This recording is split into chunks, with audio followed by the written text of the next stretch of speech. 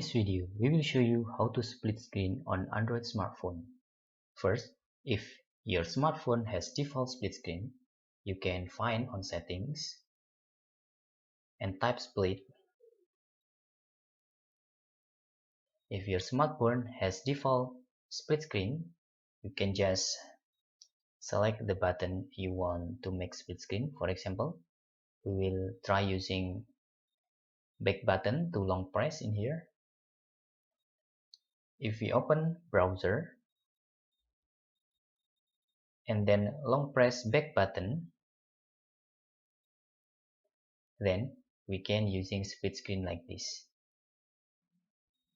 Okay, now if you don't have or your smartphone doesn't have default split screen, you can go to Play Store and type split screen in here. Install the easy split screen. After that, you can click open and turn on this, and don't forget to using floating button. This is the easiest way. Just click this and you will have this floating button in here. For example,